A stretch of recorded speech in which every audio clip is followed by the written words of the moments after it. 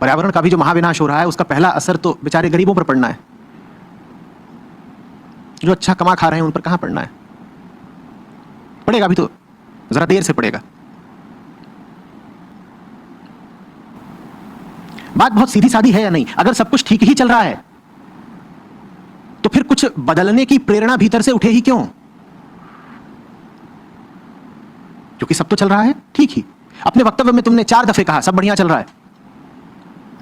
जब सब बढ़िया चल रहा है तो सब बढ़िया चलता रहेगा, जैसा है वैसा ही, कुछ नहीं बदलने वाला।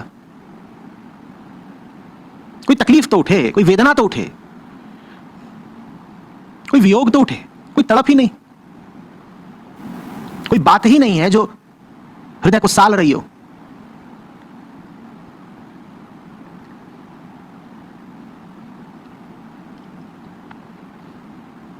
अब कैसे काम चलेगा?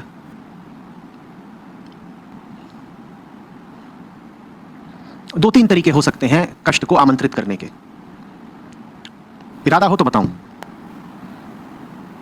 पहला तरीका, अपने सीमित दायरे से बाहर निकलो। तुम्हारे सीमित दायरे में तुम्हें कष्ट दिखाई देगा ही नहीं। जवान हो, कमा खा रहे हो बढ़िया, देह से भी ठीक ठाक ही लग रहे हो, पढ़े लिखे हो, तुम्हें कोई कष्ट अनुभव होगा नहीं। अपने सीमित दायरे में, अपनी छोटी सी दुनिया में, अपनी छोटी सी दुनिया से थोड़ा बाहर निकलो।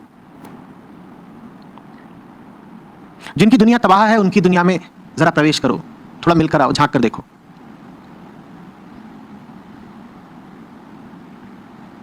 और जो तबाह है जरूरी नहीं है कि वो इंसान ही हो।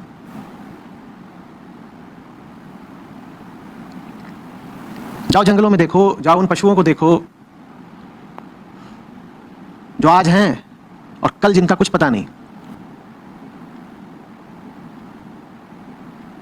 अधिक से अधिक इतना ही सुन लेते हो ना कि हजारों लाखों प्रजातियां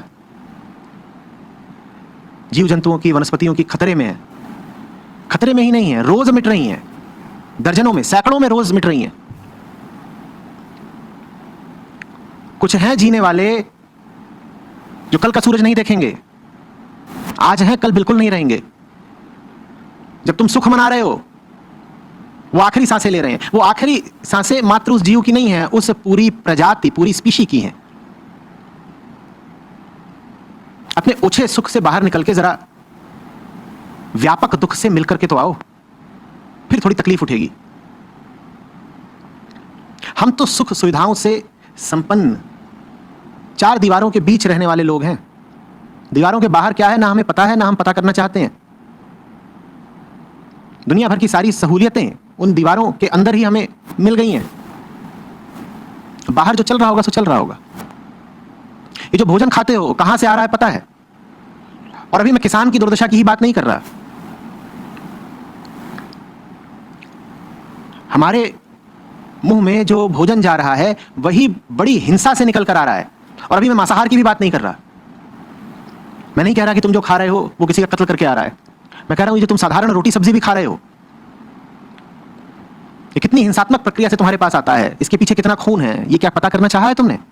पता करो ना, पढ़े लिखे हो। पता कर लिया, उसके बाद निवाला भी निगलना कष्टप्रद हो जाएगा। तब उतरेगा जिंदगी में कुछ दुख।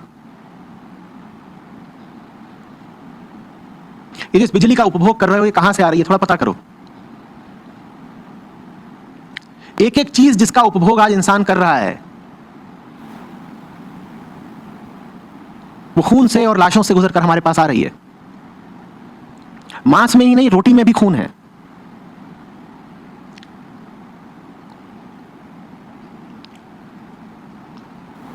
तन की थोड़ी ख्वाहिश उठती है, बाजार पहुंच जाते हो, उसको बोलते हो जरा चॉकलेट शेक देना। ये चॉकलेट चीज क्या है थोड़ा पता तो करो, कैसे आ जाती है तुम्हारे पास? 1 किलो चॉकलेट बनाने के लिए कई हजार किलो पानी इस्तेमाल होता है। कई हजार किलो, 15,000, 20,000 किलो, इतना। और वो जो चॉकलेट शेक है उसमें जो दूध है वो दूध नहीं है, रक्त है।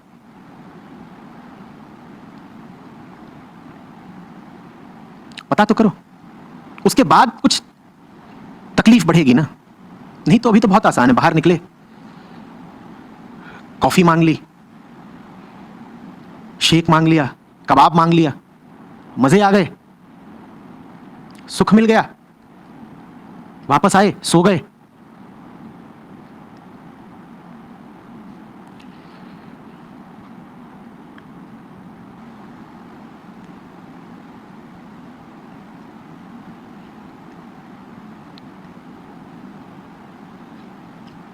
एक तरीका यह है, इस तरीके का नाम है अपने सीमित दायरे से बाहर निकलना।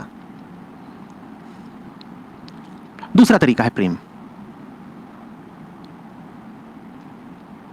एक प्रेम होता है जो तुम्हें तुम्हारे ही दायरे के भीतर किसी से हो जाए, उसमें तुम्हें कोई असुविधा नहीं होने वाली। वो तो प्रेम तुम्हारे लिए और सुख का कारण बनेगा, मानसिक सुख भी, दैहिक सुख भी। शरीर भी बड़ा प्रसन्न होगा कि भोगने के लिए एक दूसरा शरीर मिल गया, और मन भी बड़ा तृप्त रहेगा कि एक साथी मिल गया, अकेलापन दूर हो रहा है, समाज में इज्जत भी और बढ़ रही है।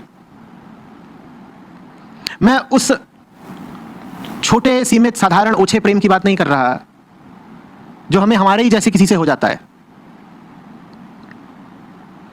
जिस प्रेम के साथ हमारा जीभ और निवाले का रिश्ता होता है। उस रिश्ते का क्या नाम होता है? भोग। जैसे जीभ भोजन को भोगती है, वैसे ही आमतौर पर हम भी प्रेम को भोगते भर हैं। मैं उस प्रेम की बात नहीं कर रहा, वो प्रेम कोई दुख लेकर नहीं आएगा तुम्हारे लिए। वो प्रेम तो आ गया तो तुम और सुख सागर में गोते मारने लगोगे। मैं एक कठिन प्रेम की बात कर रहा हूं। मैं कह रहा हूं किसी ऐसे के प्रेम में पड़ जाने को जो बिल्कुल तुम्हारे जैसा ना हो, जो किसी बहुत दूर के देश का हो, जो तुमसे एकदम अलग हो।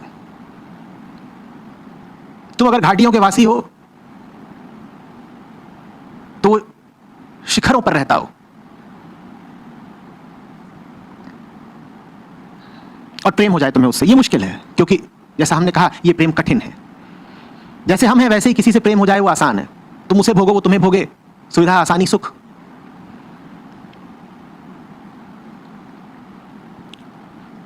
पर किसी ऐसे से प्रेम में पड़ जाना जो तुम्हारे जैसा बिल्कुल ना हो, अप्राप्य हो, दूरस्थ हो,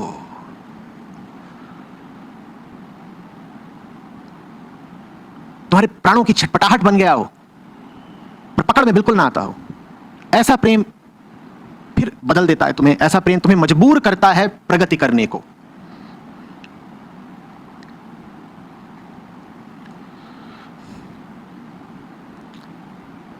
ऐसा प्रेम सगुण भी हो सकता है, निर्गुण भी हो सकता है।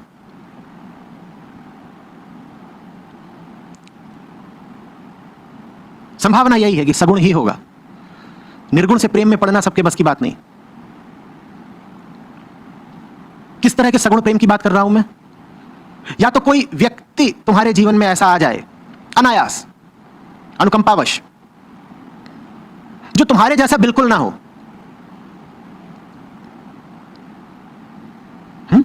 जैसे किसी अंधेरी गुफा में भूल चूक से सूरज की किरण प्रवेश कर गई हो, ऐसा विचित्र संयोग।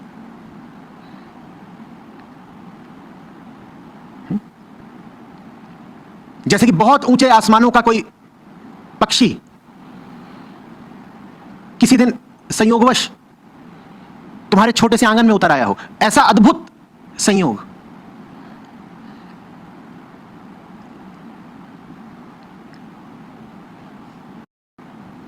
कुछ ऐसा हो गया हो जो आमतौर पर होता ना हो।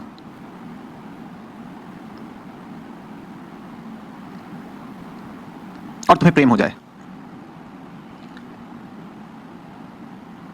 वो प्रेम नहीं, परीक्षा होगी।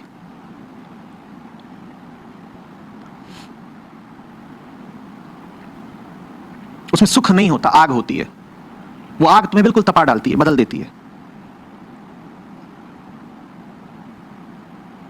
या फिर सगुण प्रेम हो सकता है किसी ऐसे सांसारिक लक्ष्य के प्रति ही जो पाने में बड़ा ही मुश्किल हो।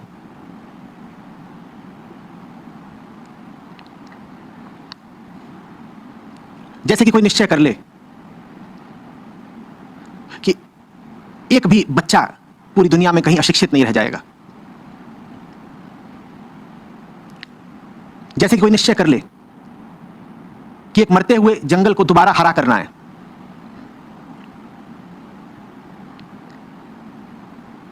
कि मरती हुई भाषा को दोबारा जीवन देना है,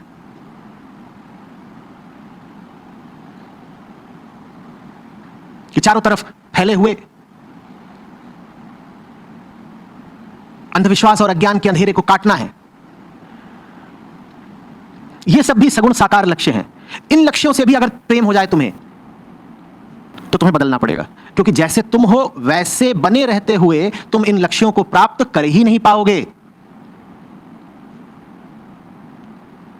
जिसको किसी ऊंचे लक्ष्य से प्रेम हो गया, वो ऊंचा लक्ष्य ही उसके लिए पारस पत्थर बन जाता है, लोहे को सोना कर जाता है।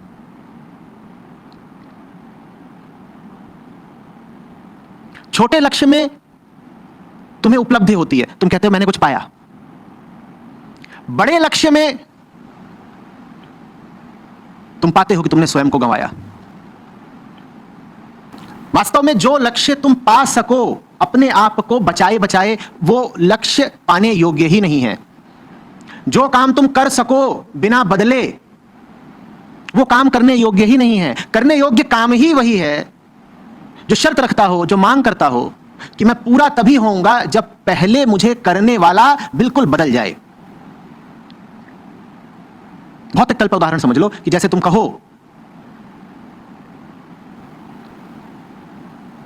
कि तुम्हें कलकत्ता से दिल्ली तक की पद यात्रा करनी है या साइकिल यात्रा करनी है, और जिस्म से तुम मान लो कमजोर हो या मोटे हो, वजन बढ़ा हुआ है तुम्हारा, दोनों ही स्थितियों में तुम इस लक्ष्य को पा सकते ही नहीं। और अगर प्रेम हो गया है तुम्हें इस लक्ष्य से, तो यह लक्ष्य ही तय कर देगा तुम्हारा बदलना। अगर पहुंचना है कलकत्ता से दिल्ली, तो जैसे तुम हो वैसे रहते हुए पहुंच ही नहीं पाओगे, तुम्हें कुछ और हो जाना पड़ेगा। यह बात मैंने बड़े स्थूल भौतिक तल पर कही, क्योंकि लक्ष्य ही स्थूल था। एक जगह पहुंचना है, एक स्थान पर पहुंचना है। लक्ष्य स्थूल था तो बदलाव भी तुम्हारे स्थूल तल पर ही आएगा, शरीर बदल जाएगा। जब सूक्ष्म लक्ष्य बनाओगे तो आंतरिक बदलाव आएगा, असली बदलाव आएगा। मांग लो ना कुछ ऐसा जो तुम्हारे वर्तमान व्यक्तित्व के लिए असंभव हो, और छटपटाओ जो मांगा है उसको न पा पाने की वेदना में।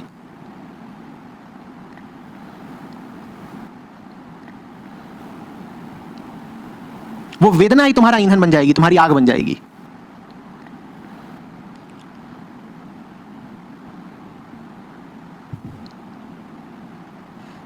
कुछ तुम्हें इतना पसंद तो आए कि उसके लिए जान देने को तैयार हो जाओ। जब जान देने को तैयार हो जाओगे, देहासक्ति रखते हुए भी देह त्यागने को तैयार हो जाओगे, तो बाकी सब चीजें तो छोटी मोटी हैं, वो भी छूटेंगी।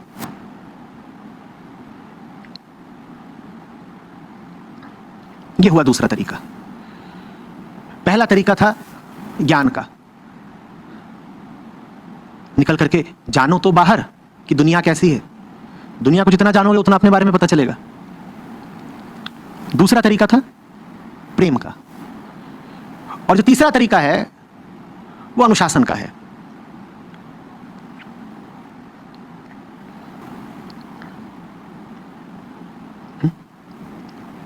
आज्ञा मान लो किसी की, किसी को इतना आदर दो, इतना महत्व दो कि उसकी आज्ञा का पालन करना तुम्हारे लिए जीवन मृत्यु का प्रश्न बन जाए। तुम कहो कि मैं नहीं जानता बदलना क्यों जरूरी है, मैं नहीं जानता कि मुझे क्या हासिल करना है और क्यों हासिल करना है, पर आदेश हुआ है तो हम करेंगे। हमसे कहा गया है कि अमुक दिशा में बढ़ो तो बढ़ेंगे। इस तीसरे तरीके के लिए किसी में बड़ा यकीन, बड़ी श्रद्धा चाहिए। यह श्रद्धा का तरीका हुआ। तीन तरीके हैं, कठिन तीनों ही हैं। आसान क्या है? आसान है कि कुएं के मेढक बने रहो, कुएं के भीतर जितने सुख मांगोगे सब मिलेंगे। कुएं के भीतर पूरी शॉपिंग मॉल है। बताओ